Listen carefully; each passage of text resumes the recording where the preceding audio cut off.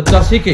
बच्चे की जो एजुकेशन है वो स्टूडेंट बेस्ड एजुकेशन हो, ना कि टीचर बेस्ड एजुकेशन। रोजगारों के लिए इधर उधर तलाश नहीं करनी पड़े, वो रोजगार पूर्ण होके नहीं। हमारा आने वाला युग एआई का है। एआई के इस युग में बच्चे एआई टेक्निक को सीख सके। और हमने कंप्यूटर पहली बार हमने 3rd क्लास से स्टार्ट किया और ये नवाचार है।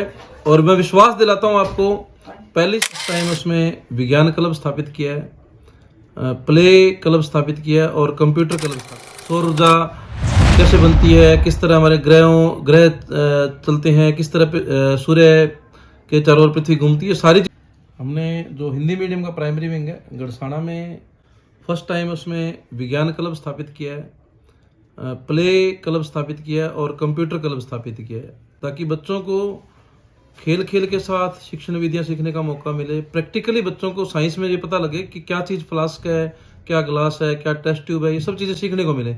सौर ऊर्जा कैसे बनती है, किस तरह हमारे ग्रह चलते हैं, किस तरह सूर्य के चारों ओर पृथ्वी घूमती है, सारी चीज़ों को हमने मद्देनजर रखते हुए ये सारी चीज़ें आपके सामने प्रदर्शित की है लैब के माध्यम से। और बच्चों को आर्ट एंड क्राफ्ट के लिए आपने देखा टीचर्स ने बहुत अच्छा सहयोग किया, आगे देखने को मिल रहा है और मिलता रहेगा। और ये नवाचार है। और मैं विश्वास दिलाता हूँ आपको, पहली से 8वीं तक के जो बच्चे हैं उनको बहुत कुछ सीखने को मिलेगा।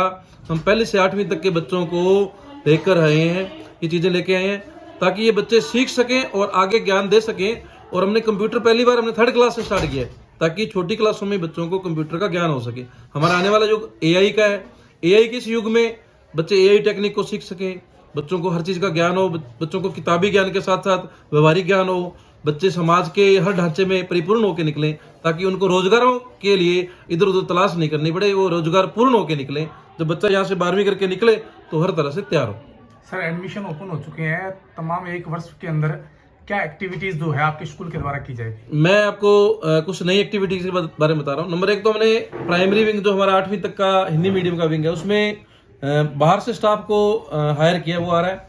दूसरा, हमने प्राइमरी विंग में जो हमारा हिंदी मीडियम, वहाँ भी बच्चों को इंग्लिश मीडियम की तर्ज पर बच्चों को इंग्लिश स्पोकन, बच्चों का आपस में कन्वर्सेशन इंग्लिश में हो, बच्चों को सीखने को मिले, बच्चों को प्रैक्टिकली सीखने को मिले। और पहली से 5वीं क्लास, जो नर्सरी से 5वीं क्लास है, उसको पूर्णतः ऐसी कर दिया है।